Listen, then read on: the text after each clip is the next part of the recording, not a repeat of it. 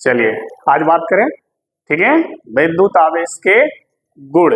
वैद्युत आवेश के महत्वपूर्ण तथ्य कल हम लोग पढ़े थे। आज हम बात कर लेंगे वैद्युत आवेश के गुण क्या क्या होते हैं। इनमें देखें तो वैद्युत आवेश के गुण यानी property of electric charge. Property of electric charge में सबसे पहले हम बात करेंगे वैद्युत आवेशों के योग का। ठीक है, इसका पहला जो गुण है उसकी चर्चा हम करें।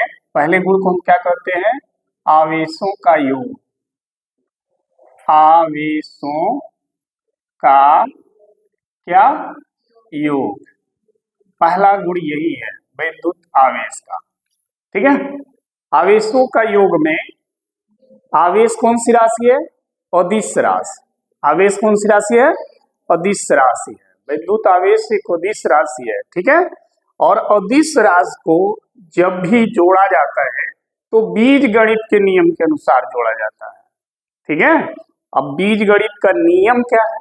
बीज गणित का नियम यह है कि जिस अंक को या जिस अक्षर को आप जोड़ेंगे तो उस अक्षर या उस अंक का जो चिन्ह होगा उस चिन्ह के साथ आप जोड़ेंगे या घटाएंगे।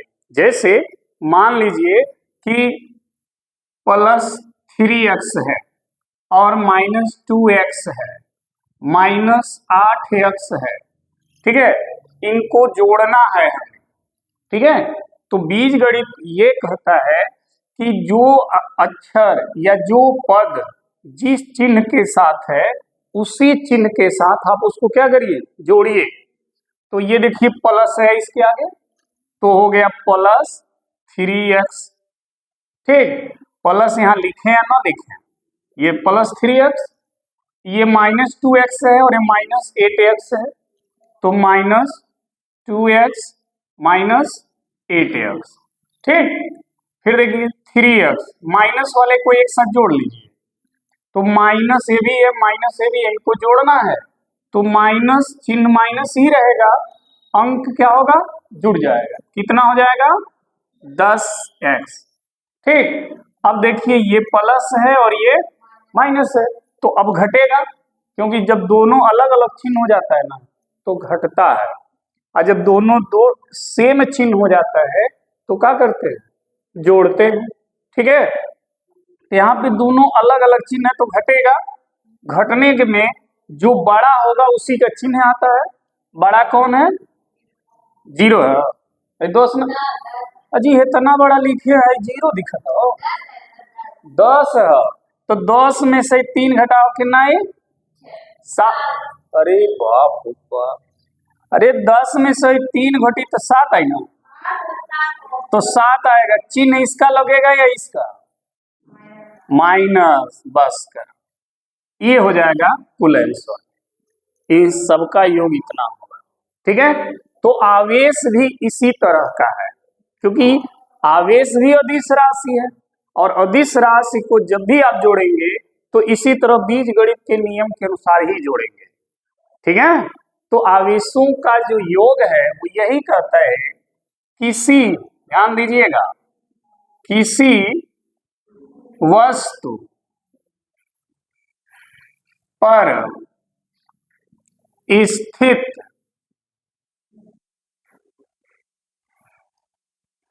किसी वस्तु पर स्थित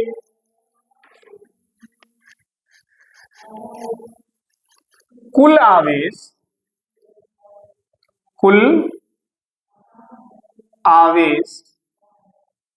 जितने आवेश होंगे, ठीक है, किसी वस्तु पर स्थित कुल आवेशों के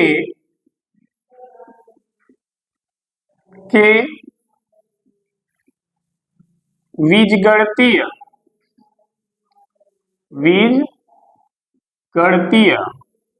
योग के बराबर होता है,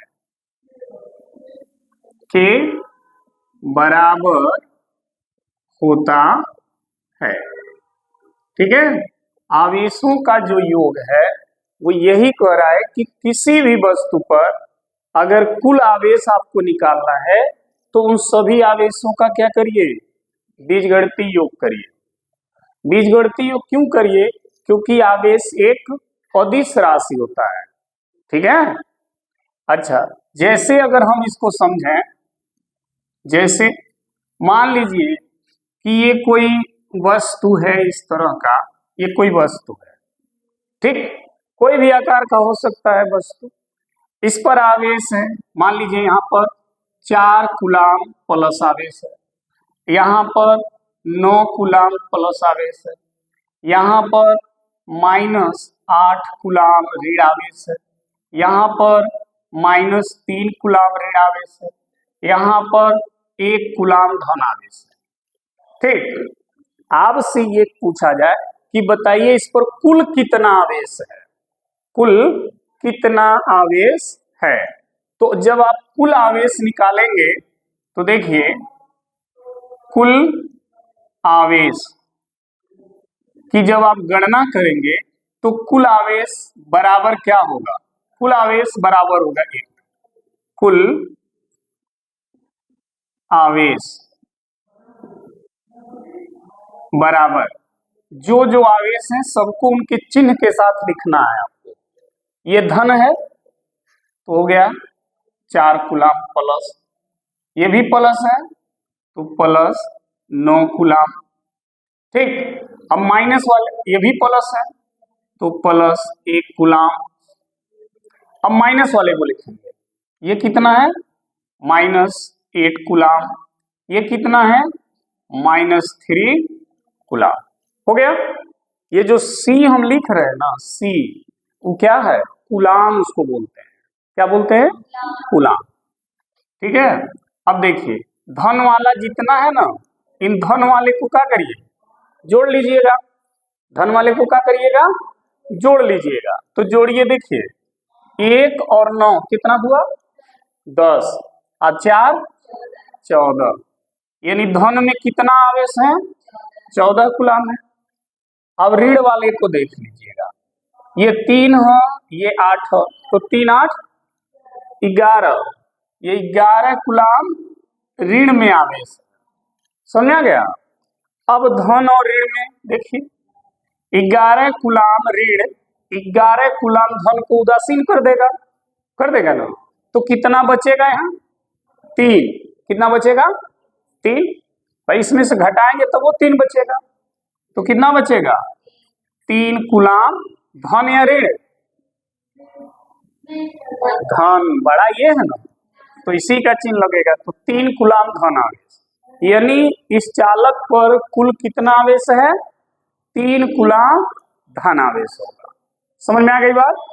तो आवेश का जो गुण है उसका पहला गुण यही है कि आवेशों का योग, आवेशों का योग ये कहता है कि किसी भी वस्तु पर स्थित कुल आवेश उन आवेशों के बीजगणितीय योग के क्या होता है, बराबर होता है। कुल जो आवेश है, ठीक है, उन आवेशों के बीजगणितीय योग के क्या होता है, बराबर होता है, जैसे कि आप देख रहे हैं, ठीक। दूसरा जो इसका गुण है अब उसकी बात कर लें, ठीक है। दूसरा गुण क्या है इसका, देखिए आवेशों के दूसरे गुण की अब बात करेंगे। दूसरा गुण ये कहता है आवेशों का संरक्षण, क्या होता है, आवेशों का संरक्षण,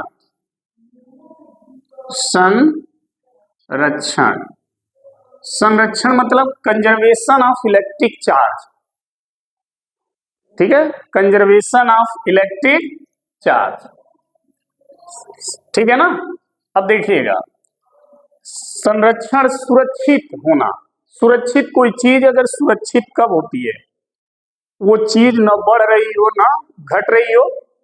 अगर हम तुमको 10 रुपया दे दिए और साल भर के बाद फिर तुम हमको वही 10 रुपया दिए, तो वो 10 रुपया न 11 हुआ न 9 हुआ, न बढ़ा न, इसका मतलब हमारा दिया हुआ 10 रुपया तुम्हारे पास क्या है, सुरक्षित है। समझ में आई बात। उसी तरह से आवेश का भी होता है, आवेश जो होता है न तो बढ़ता है न तो घटता है, ये केवल एक वस्तु से दूसरे वस्तु में स्थानांतरित होता है। समझ में आई बात? जैसे हमारे पास 10 था, हमने 10 रुपये आपको दे दिया, तो 10 रुपये तुम्हारे पास हो गया। अब ऐसा नहीं कि हमने 10 दिया तुम्हारे पास जाते जाते 11 हो गया, ऐसा तो हुआ नहीं, नहीं हुआ। तो 10 हमारे पास था, 10 से तुम्हारे पास भी हो गया, तो पैसा हमारे पास से तुम्हारे पास गया, स्थानांतरित हुआ, लेकिन न बढ़ा न घटा। इसको बोलते हैं संरक्षण। ठीक है, तो आवेश भी वैसा ही होता है, आवेश न तो बढ़ेगा न ही घटेगा, केवल एक वस्तु से दूसरे वस्तु में स्थानांतरित होगा। तो देखिए संरक्षण कहता है, क्या कहता है, आवेश न तो उत्पन्न होता है और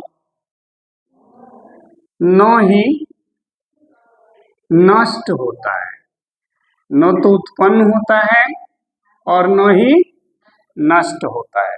ठीक है, यह केवल एक वस्तु से दूसरे वस्तु पर क्या होता है, स्थानांतरित होता है। स्थानांतरित का मतलब समझ रहे हैं ना, एक वस्तु से दूसरे वस्तु पर जाना। ठीक है, ये होता है स्थानांतरित। स्थानांतरित मतलब स्थान में अंतर।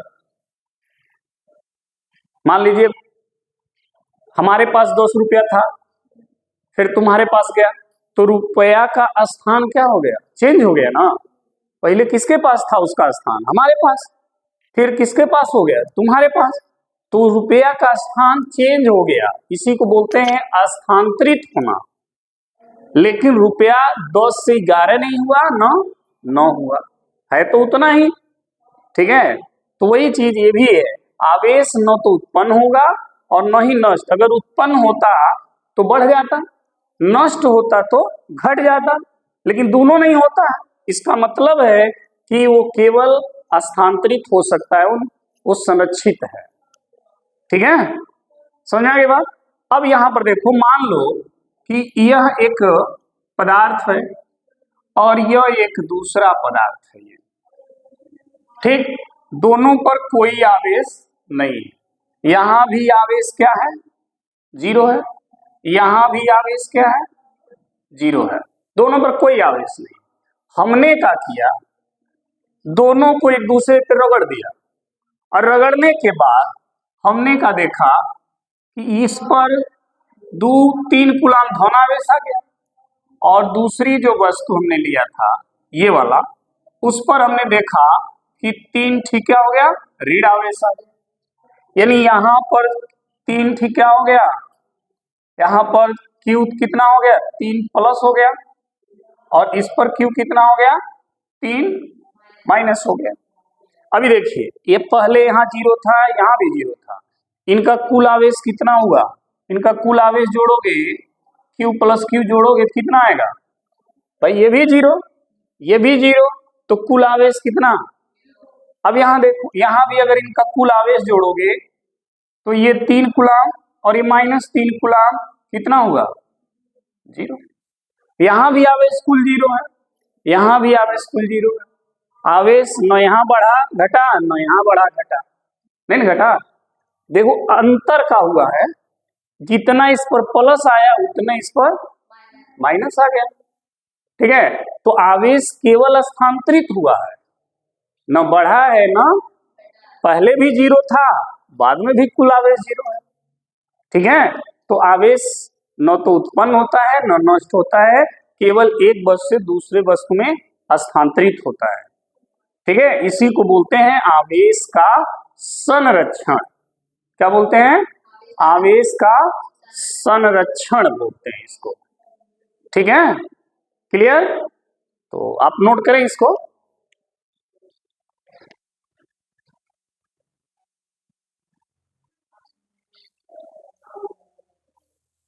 चलिए अब बात हम करेंगे तीसरे गुण का।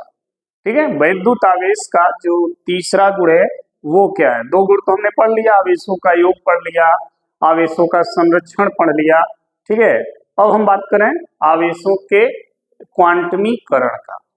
ठीक है, देखिए इसको ध्यान दीजिएगा, तीसरे गुण को आवेशों का क्वांटमीकरण, इसको इंग्लिश में बोलते हैं क्वांटाइजेशन ऑफ चार्ज। ठीक है, क्वांटाइजेशन ऑफ चार्ज। क्वांटमीकरण है क्या, बहुत ही इंपॉर्टेंट है ये प्रॉपर्टीज की। ठीक है, क्वांटमीकरण ये कहता है कि पहले तो ये समझ लो क्वांटमीकरण का खोज किसने किया था। क्वांटमीकरण का खोज मिलिकन नामक वैज्ञानिक ने तेल के बूंद का प्रयोग करके इसका खोज किया था। क्वांटमीकरण का मिलिकन उनका नाम था। ठीक है, तेल के बूंद पर एक्सपेरिमेंट हुआ था और उसी एक्सपेरिमेंट के आधार पर इस प्रॉपर्टी की खोज हुई थी, आवेशों का क्वांटमीकरण क्या होता है।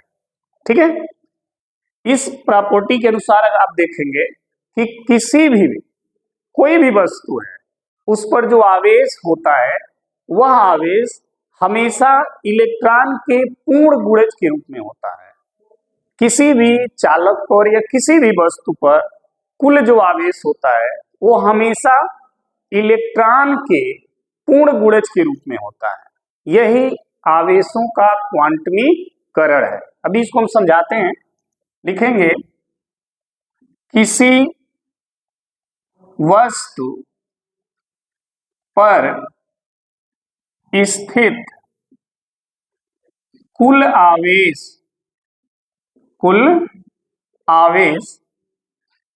इलेक्ट्रॉन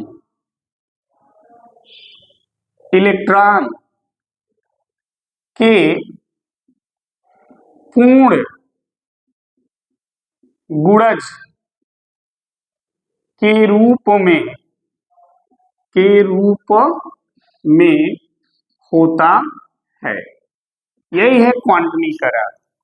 किसी भी वस्तु पर जो आवेश होगा वो आवेश किसके पूर्ण गुणज के रूप में होगा, इलेक्ट्रॉन के पूर्ण गुणज के रूप में। इसका फॉर्मूला क्या होता है, Q equal to plus minus n e. ध्यान देना यहां पर n जो है, जहां n क्या है, पूर्ण संख्या है। क्या है, पूर्ण संख्या। पूर्ण संख्या का मतलब 1 2 3 4 5 डॉट डॉट, ये पूर्ण संख्या है। तो हमेशा यहाँ पर जो नंबर होगा वो इस तरह का नंबर होगा, यानी यहाँ का नंबर अपूर्ण संख्या नहीं होगा। अपूर्ण क्या होता है, दशमलव के रूप में नहीं होगा, बटे के रूप में नहीं होगा। ठीक है, ये ध्यान रखिएगा, वो हमेशा पूर्ण संख्या के रूप में होगा। अगर n का मान बटे के रूप में आता है या दशमलव के रूप में आता है n का मान, तो समझ लीजिए वह आवेश उस वस्तु पर स्थित नहीं हो सकता। ठीक है, n का मान अगर बटे के रूप में आए या दशमलव के रूप में आए तो वह आवेश उस वस्तु पर स्थित नहीं हो सकता। क्यों, क्योंकि क्वांटमीकरण यही कहता है कि n हमेशा किस में होना चाहिए, पूर्ण संख्या के रूप में होना चाहिए। पूर्ण संख्या इसको बोलते हैं। यानी n का मान जो है 2.1 3.5 7.4 इस तरह का n का मान नहीं होगा, क्योंकि ये अपूर्ण संख्या इसको बोलते हैं। क्या बोलते हैं, अपूर्ण संख्या। ये नहीं होना चाहिए n का मान। n का मान इस तरह का होना जरूरी है।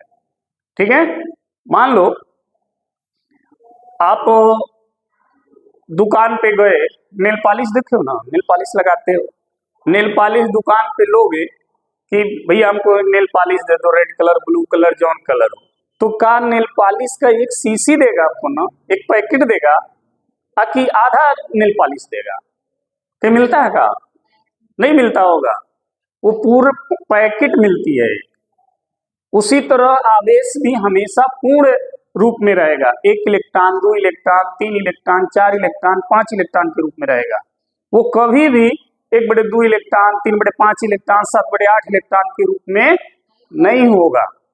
वो पूर्ण संख्या। बिस्किट खरीदो दुकान पे, पार्ले जी, भैया 1 पैकेट बिस्किट दीजिए मांगते हो, या 1 बिस्किट दीजिए, तो का दुकानदार उसमें से 1 बिस्किट निकाल के देता है? पूरा पैकेट देता है ना। तो पूर्ण पैकेट है वो पूर्ण रूप में होता है। उसी तरह किसी भी वस्तु पर जो आवेश होता है वो हमेशा पूर्ण रूप में रहेगा, ठीक है। इस तरह अपूर्ण रूप में नहीं रहेगा। कहीं भी आप नहीं पाओगे कि 3/2 इलेक्ट्रॉन, इस तरह नहीं पाओगे। अगर ये है तो ये अपवाद है, ठीक है। ये है तो क्या है? अपवाद है। कहीं भी आप इस तरह नहीं पाओगे, इस तरह नहीं पाओगे, ठीक है। इस तरह मिलेगा ये 2 इलेक्ट्रॉन, 4 इलेक्ट्रॉन, 10 इलेक्ट्रॉन, 3 इलेक्ट्रॉन, ऐसे मिलेगा आवेश। इस तरह से नहीं मिलेगा, ये ध्यान रखना। तो क्वांटमीकरण हमारा यही कहता है कि किसी भी वस्तु पर आवेश जो स्थित है वो आवेश इलेक्ट्रॉन का पूर्ण गुणज के रूप में होता है, ठीक है। मान लो हमारे पास अगर एक क्वेश्चन आ जाता है, ठीक है, मान लो हमने कहा कि क्या, एक प्रश्न अगर हो, क्या किसी वस्तु पर 3.2 गुणे 10⁻⁻19 कूलाम आवेश संभव है। हमारे पास इस तरह का अगर प्रश्न आ जाए कि क्या किसी वस्तु पर इतने कूलाम का आवेश संभव है, मतलब इतना कूलाम का आवेश किसी वस्तु पर हो सकता है कि नहीं हो सकता है, तो ये जानने के लिए हम क्या करेंगे, ये वाला फॉर्मूला लगा देंगे। ये आवेश दिया है ना भाई, क्या दिया है? आवेश दिया है। ये Q का मान दे दिया है, यानी Q बराबर NE फॉर्मूला लगाओगे तो Q का मान कितना है? 3.2 गुणे 10⁻, तो Q के जगह आप रख दोगे 3.2 गुणे 10⁻19 कूलाम। ये हो गया N। और E का मान कितना होता है? 1.6 गुणे 10⁻19 कूलाम। ये E का मान होता है। भाई जो E है ना भाई, इलेक्ट्रॉन, एक इलेक्ट्रॉन का मान होता है 1.6 गुणे 10⁻19 कूलाम। यहाँ पे C भी लिख सकते हो। ये याद रखिए, एक इलेक्ट्रॉन का मान इतना होता है। तो यहाँ पे क्या था? E है ना, तो इस E का मान इतना हो गया, ठीक। और Q का जो मान है वो इतना दिया है प्रश्न में, हमने यहाँ लिख लिया। अब देखो 10⁻19 से 10⁻19, 1.6 यहाँ है, 3.2 यहाँ। अगर n बराबर निकालोगे तो n बराबर क्या आएगा? देखो 1.6 को इधर भेजोगे तो आ जाएगा 3.2 बटे 1.6 हो जाएगा। अच्छा देखो, इसमें भी एक अंक के बाद दशमलव है, इसमें भी एक अंक के बाद दशमलव है, दोनों में बराबर अंक के बाद दशमलव है, दोनों का दशमलव हटा दो। तो जब दोनों का दशमलव हटाओगे तो ये कितना हो जाएगा? 32 और 16। अब 16 से 32 कई बार में कटेगा? 2 बार में। तो n का मान क्या आ गया? अब देखो n का मान 2 पूर्ण संख्या है कि नहीं है? पूर्ण है। इसका मतलब ये आवेश उस वस्तु पर संभव है। अगर ये n का मान पूर्ण संख्या नहीं आता, इनमें से कोई आता ना, तो लिख देते ये आवेश गलत है, नहीं हो सकता। समझ में आ गई बात? तो जब तक n का मान पूर्ण संख्या नहीं होगा वो आवेश संभव हो ही नहीं सकता। क्लियर हो गया? समझ में आ गया प्रश्न कैसे हल हुआ है? तो इस जो फार्मूला को हमने लिखा है ना, इस फार्मूला पर इस तरह के क्वेश्चन पूछे जाएंगे, ठीक है। ये बहुत यूजफुल फार्मूला है, अभी हम आगे भी कराएंगे, इसी पे रिलेटेड प्रश्न भी आपको कराएंगे। तो ध्यान रखिएगा, किसी भी वस्तु पर कुल जो आवेश होगा वो हमेशा किस रूप में होगा? इलेक्ट्रॉन के पूर्ण गुणज के रूप में होगा, ठीक है। कई बार तो ये बहुविकल्पी में आ जाता है। बहुविकल्पी में क्या आ जाएगा कि दे देगा, ऐसे 4 ऑप्शन दे देगा, ठीक है, ऐसे 4 ऑप्शन दे देगा, लिख देगा निम्न में से कौन सा आवेश संभव है, निम्न में से कौन सा आवेश संभव है, 1.2 इलेक्ट्रॉन, 4/2 इलेक्ट्रॉन, 3.5 इलेक्ट्रॉन, ठीक है, या 7/3 इलेक्ट्रॉन, निम्न में से कौन सा आवेश संभव है। ठीक, तो अब हमें क्या करना, देखिए हमें ये देखना है, इस सब में ई है, ई के पहले जो ये लिखा गया है ना, ये चीज, इसको देखना है, इनमें देखना कौन पूर्ण संख्या है। तो 1.2 पूर्ण है नहीं है, क्योंकि दशमलव जब तक रहेगा वो पूर्ण होगा ही नहीं। तो जितने में दशमलव दिख रहा है पहले तो ये होगा ही नहीं, ये होगा ही नहीं, दशमलव अलग नहीं होगा, क्योंकि दशमलव क्या है, तो ये नहीं हो सकता। बचा हमारे पास 2, ये दोनों बचा है। अब देखो 7 में 3 से भाग दे दोगे तो ये भी किस में आएगा, 3 दूना 6, 3 त्रिका 9, ऐसे आएगा, तो ये भी दशमलव में आ गया ना। 7 में 3 से भाग दोगे तो ये वैल्यू आएगा, तो ये भी देखो दशमलव में आ गया, इसका मतलब ये भी आवेश नहीं हो सकता। अब हमारे पास एक ऑप्शन बचा, 2 से 4 कटेगा, कितना आएगा, 2, 2 दूना, और ये इलेक्ट्रॉन, अब 2 क्या है, पूर्ण संख्या है ना, तो ये ही आवेश संभव होगा, समझ में आई बात। तो इन चारों में से ये आवेश संभव है। इस तरह बहुविकल्पी में भी प्रश्न आता है, तो इतना आपको ध्यान में रखना होगा कि n का मान जब तक पूर्ण रहेगा तब तक वो आवेश संभव है, अगर n का मान अपूर्ण आ गया, दशमलव में आ गया, तो वो संभव नहीं है। अगर बटे में दिया है ना इस तरह से, तो आप पहले भाग दे के देख लो, हो सकता है पूर्ण रूप से कट जाए, बिना दशमलव का कट जाए, तो वो संभव है। अगर नहीं कटा, दशमलव आ गया, तो वो संभव नहीं है। क्लियर है, कोई डाउट तो नोट करिए।